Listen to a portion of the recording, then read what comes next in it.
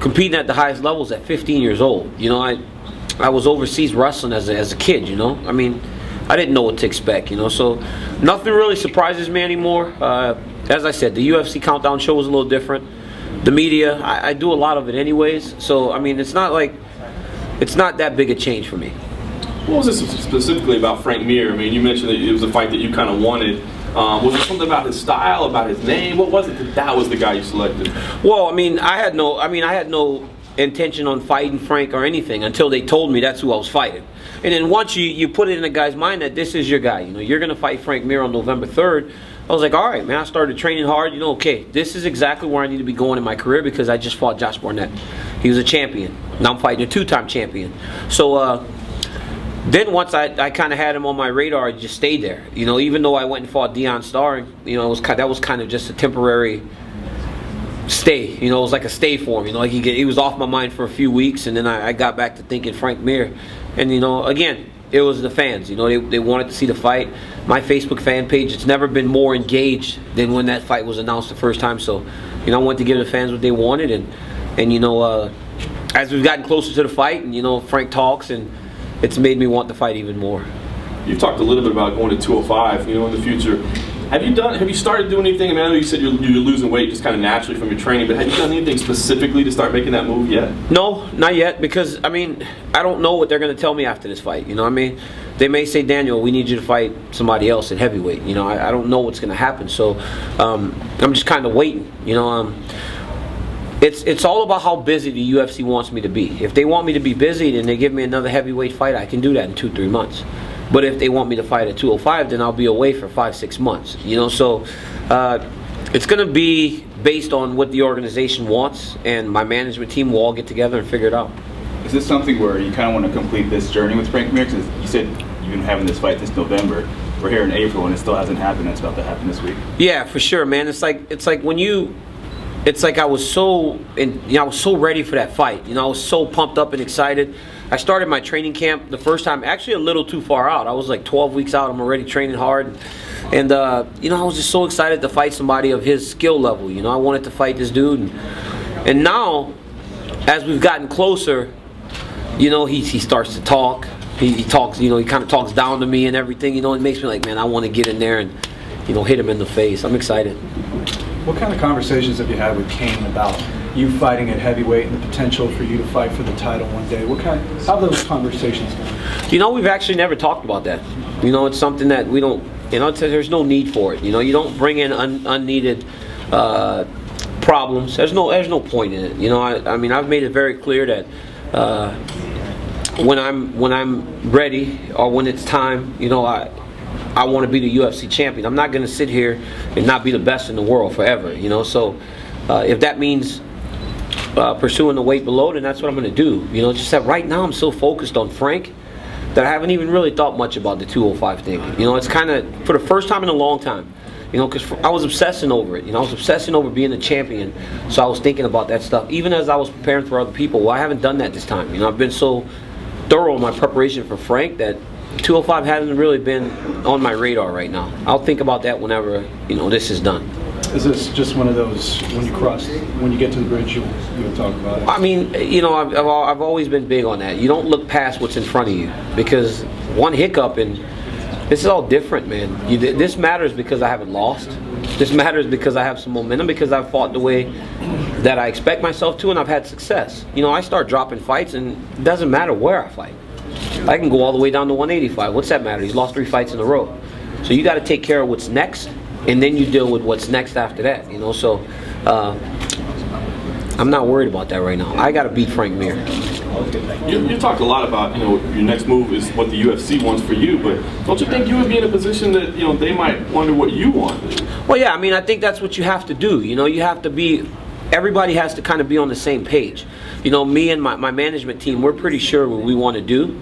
So we're going to get with the organization and see what they want. I never said that we're going to see what they want and I'm going to necessarily just do it. You know, but I'm going to work with the organization. You know, we're a team.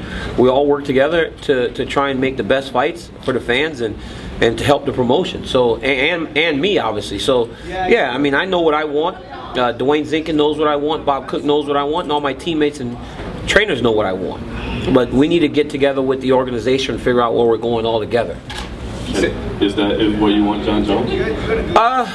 Well, you know, at first I was like so emotionally tied to that. You know, I was like, I want to fight Jon Jones. I want to be in that division and fight him immediately. Well, you know, I'm not a very impulsive guy. You know, I kind of think things through before a lot of times. So I've thought about it, and I wouldn't be opposed to fighting one time down there just to see how my body reacts to the weight cut. It'd be very difficult to fight him in my very first fight, in a 5-round fight, and first time down the weight and everything. So as I've thought about it, I mean, you know, I kind of feel like it'll probably be in our best interest to maybe take a fight. That's interesting because that's a very honest approach. I mean, I think some guys have so much bravado that, like, I go down there and kick his ass right away. Well, I still think I'll kick his ass eventually, but you know, right now, I think it would be in my best interest to see what happens. Because if I don't respond well to that fight, and I mean, I'll just have to go up to heavyweight, and then there'll be a whole nother set of problems, you know. But I have to do what's best for me at the end of the day, and for me physically, you know. So I have to figure out what I can do.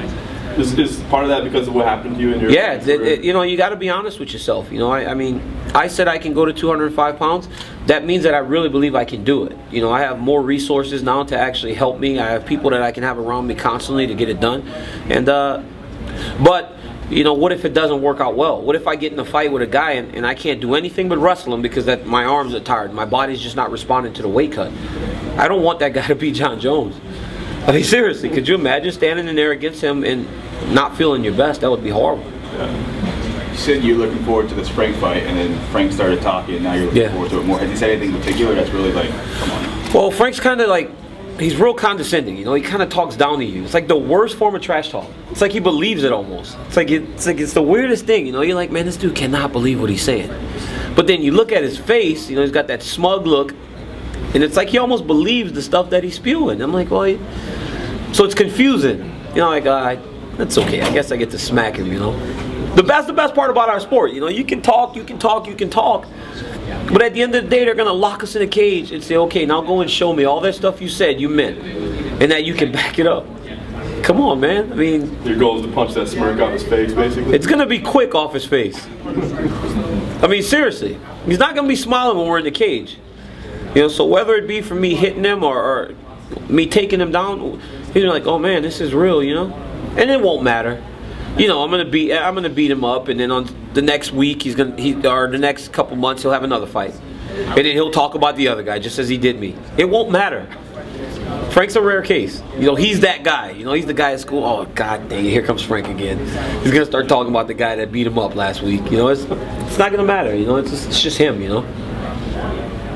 What stands out about this game? What concerns you get ready for this fight about Frank? Well, I mean, obviously he's dangerous. You know, his submissions are very dangerous. You know, Frank's a good stand-up fighter, man. He's got power. You know, he's got good head movement. You know, he throws long, straight punches. So he's dangerous all around. But the biggest concern will probably be the jiu-jitsu more than anything else. Is there any concern, you know, with the recent talk with Frank? It kind of picked up as of late. Do you think you're maybe baiting you into being over aggressive? Yeah, but that won't work. You know, I'm not that type of guy. You know, I'm gonna go in there. I can be mad at you, but when it blows and they say fight, I'm gonna fight the way that I always fight. I'm not gonna let emotion carry me into a fight. Are you crazy? That's insane. You know, like, you go out there and you fight with emotion. Why do you think street fights can only go for 30, 45 seconds? Because they're fighting on pure emotion. You use all of your energy. I'm not gonna do that. I'm gonna fight as I train, just like I prepared. So there's nothing he can do to actually work me up in that manner. I think it's funny, actually. I'll engage him in it, though. Why not? You know, it's another chance to show a different side of my personality. Absolutely. Have you dedicated yourself much to learning jiu-jitsu? Is there almost kind of like a Junior Dos Santos thing where I'm just going to learn how to not get taken down? You know, just learn the defensive aspect of it. Or are you getting in a gi? Are you learning a bunch of I do. I get in a gi. I got a coach now. Like, when Dave Camarillo was at the end of his time with us at AKA, he was kind of in and out. You know, he wasn't there as much as, like, Josh Thompson, John Fitch. Those guys got Dave day and night. You know, at the time that I got there, he was kind of starting to focus on his own gyms and everything. Well, now we have a new coach, Leandro Vieira, and he's there all the time. And I throw my gi on with him, and it sucks. It's hard. You can't move. I can't really. And you know what? It really balances off my athleticism too, because I can't just make quick, fast movements to get out of stuff. You know, he latches on to me, and I'm learning. I believe that in order to defend something, you have to know how to do it. You know, just like wrestling, everybody's like, I'm going to learn takedown defense. Well, if you can't take anybody down, you're not going to really understand the little details of how to defend. You know, you can defend the first shot, but you're not going to defend the re-attack. You're not going to defend the third thing. You know, you got to learn all the little details in order to be successful at something. And that's the approach I've taken in jiu-jitsu, especially lately. You know, because I'm fighting Frank. You know, he's very dangerous, man. I don't want him to break my arm like he says he's going to do. What are your thoughts on the rest of the card? Any fights that catch your eye? Oh yeah, all of them. I mean, when Chad Mendez and Joseph Benavidez are fighting on the FX part of a card, you know you've got a pretty good card. And those guys are studs, man. I can't wait to watch them fight. I'm a big fan of Yoel Romero. You know, he's the first fighter on the card. You know, I always looked up to him when we were wrestling. You know, he was the guy. You know, he was so fast and he was so athletic. I want to watch George Masvidal fight. You know, I get there early. You know, I watch all the fights from the back, man. I'm a fan. You know, I'm a fan more than anything. You know, I love to fight, but I love being around and watching these guys compete, because these dudes are so committed, so dedicated to trying to get better and do this, and it goes back to, you know, it goes back as far as you can think of. You know, you put two men together and made the best man win. I mean, what's better than that? Do you think Frank is most dangerous in his submissions, because he's gotten them from so many different positions? Yeah. You know, where do you think he's more dangerous at? He's pretty dangerous everywhere. You know, but nobody's completely comfortable on their back. You know, people may say stuff like, well, on my back I'm throwing up submissions, I'm doing this, but you would much rather be on top. So I think him on top would probably be the worst position for me. What about the Strikeforce UFC paradigm kind of happening? We got the matchups up and down the card. Are you feeling any kind of, I don't want to say extra pressure, but kind of extra meaning behind the fight, since it's in San Jose, the whole card's littered with those matchups. You obviously have that matchup. Well, I mean, that's a cool thing, you know, but at the end of the day, we're all UFC fighters now, you know, so do I feel any pressure to represent Strikeforce? Not really. I mean, I do love that organization. They did a ton for me. I respect Scott Coker so much, but I mean, we're all fighters in the UFC now, you know, so I think it's cool. I think a lot of questions will be answered. You know, like before it was like, well, can the Strikeforce fighters compete? They've shown that they can, time and time again, and now you get to see it more consistently on one card. You know, so it's a good thing. I'm excited for it, but I don't feel like I need to represent the company any better. I need to represent San Jose. You know, because this is where I live, and my family, and you know, my friends. Daniel, to follow on that theme, if you look at it, you know, there was years ago people said, well, the Strikeforce fighters can't compete. That's pretty conclusively been proven wrong. Yeah. But now fighters in other organizations now are saying the same thing. You know, hey, I deserve a chance. You know, how deep is the talent pool, and has it grown from when you came into MMA in 2009 to now in terms of, are there more guys that can fight at a high level? Yes, there are a ton of guys. I mean, there are guys in Bellator that can fight in the UFC. There are guys in World Series of Fighting. There are guys in the overseas, in Asia, in Germany, in Russia. Guys everywhere can fight. You know, they just need their opportunity. You know, the UFC is where you go whenever you've proven yourself everywhere else. You know, when you're ready to fight the best guys consistently, you come to the UFC. That's the difference. Everybody can come in here and fight one time. But can you do it over the course of a long period of time? Can you have a UFC career? That's the question that people need to ask themselves. Can the one FC champion come in here and fight one time in the UFC and win? Probably so. But can he sustain that over the course of a career?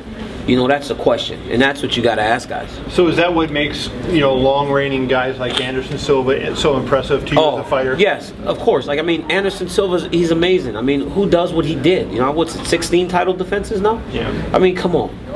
You know, Jon Jones, you know, like he's running through these champions like they're all amateurs. I mean, George St. Pierre, like you look at these dudes and you think, I mean, it gets no better. And that's why you know that the UFC is at the highest, it's the highest level, because Anderson Silva could do that here. He could do that in Pride. He can do that in every other organization around the world. GSP can do it. Everybody can do it. But can those guys do it here like they did? You know, so that's where the differences are. To use your expertise as a wrestler, you know, a lot of people scoffed at Chael's chances, you know, when the fight was made. A lot of people said he got it because he talked his way into it. But, you know, Dan Henderson didn't get the fight, so Chael will be the most accomplished wrestler that he's faced. Do you think that at least gives him a shot to win the title? Every time I get asked these questions, they're hard because Chael's my friend, right? You know, but I like to be honest, and this is not a very good fight for him. You know, he can wrestle, yes, but Jon can wrestle. You know, Jon was, you know, he was a junior college champion, but for circumstances that, you know, we don't know, he didn't go to Division I. Right. But he was one of the best kids in the country out of high school. He beat a guy that was an NCAA champion at the end. He would have been a very successful wrestler himself. So, Chael can wrestle, but it's going to be a very difficult fight for him. Is just the reach because the biggest thing? The reach and the wrestling. I mean, Jon can wrestle. I mean, I just don't anticipate Chael going out there and just double legging him. You know, it's hard. I mean, Right. and then Jon may go and take him down. That's the thing. You know, guys don't realize that when Jon fought Bader, who was supposed to be the most accomplished guy, you just took him down right away just to show you, well, I can take you down too. And if that happens to Chael, I mean, have we ever even seen Chael on his back? You know, it's gonna be. You know, you don't know what's gonna happen there, and it's a real possibility that he could get taken down in that fight. And when he is trying to do the takedowns, they're gonna be very hard to come by. And when you do that, you start to get tired, you get fatigued, and you get exhausted, and then frustration sets in, and then he's still in your face because he's in shape. Was there such a thing as momentum in a fight? Because I think of, you know, when Chael was able to get Anderson down, and then he sort of, you know, was Kept down, building. down, and built that thing up. The second fight, it turned around. But, you know, do you feel like in a fight, your fight, have you noticed that there is momentum and it kind of frustrates the other guy or whatever? Oh yeah, it does. You know, it does. And there's a very rare case where you can actually have your momentum going and a guy actually just doesn't discourage him. And that was my fight with Barnett. Like, I would beat him bad every round, and then the next round he would come in and just act like nothing happened. You know, like very rarely does that happen though. Guys normally start to wilt a little bit. You can see them, like when you get off the stool and you look across the cage, you can actually see it in their eyes, like, oh, this dude's almost out of here. They take that side. Yeah, you can. It's like a long, like, you know, it's like, I don't know. It's like a look on your opponent's face that you can see where he's like, either he's just exhausted or, you know, frustration sets in. You know, you can tell. The camera's right in the person's face. You can see the one that's fired up. Yeah. And that's normally the guy that's winning. So yeah, momentum's huge. Once you start going and you get going, because then you start feeling good. Right. Now you're doing stuff that you don't even normally do. You're doing spinning kicks. You're jumping up and down. You're scoring takedowns. I mean, you're doing things now because now you're just kind of rolling. And it's hard to really stop that momentum once the guy gets going. You got to do something to just change. That's why you see like a fight can get going one way, and then there's a takedown. Like last week at the Ultimate Fighter finale, Uriah Hall kid started getting going in the second round. The other kid just took him down and completely stopped the momentum. You know, it went right back into his fight, and that's you have to change it somehow, and it's be very difficult with certain guys. Well, so to apply that to your fight, when you look at Frank, you know, Frank has never been known as a guy that's had a long gas tank, so he's been able to, you know, win fights early, but not, you know, do as well later in fights. So do you have to set a high pace early to kind of get in his mind? Well, I always do. You know, I'm not going to change the way I fight at all. I'm going to go out there. I'm going to get going forward. I'm going to start putting pressure on Frank. And try to make him wilt. I mean, I'm going to try to test his mental. You know, I want to make him go to a place where you have to really dig deep and say, okay, I'm going to win this fight. And you know, I try to say, like, I always try to say things that I truly believe, and I don't believe Frank's proven that many times, that when it comes down to just grit and will and determination, that he's willing to just push through that wall. He hasn't done it. I mean, he just hasn't done it many times. You know, he got Nogueira with a submission, you know, but I think that was actually more of a case of Nogueira just making a mistake. Why not just stand over him and punch him? You know, so I mean, in a battle of wills, yeah, I think I win every time. Thank you. You mentioned fighting at home. How special is that? Is it like you pump gas in the morning, guys are cheering you on? How big a deal is that for you? It's pretty cool, man. But I stay at the hotel. You know, I kind of go into seclusion. I'm around my kids very a little bit. You know, I'm not around them very much, and you know, I just go and do things that I would do in a normal fight week.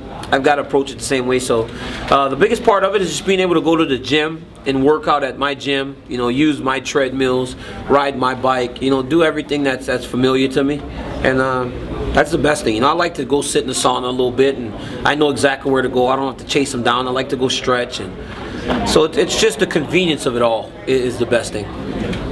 What's your weight right now? 235 maybe. I was actually a little smaller, but as I got deep into training camp, I was 229, 228, 230, and I was like, I said, you know what, he's big, I need to try and be 235. You know, so I'm making a conscious effort to try and stay around 235 for this fight. What's your optimal weight? What would you prefer to fight at? Give it opponent aside. What do you feel best at?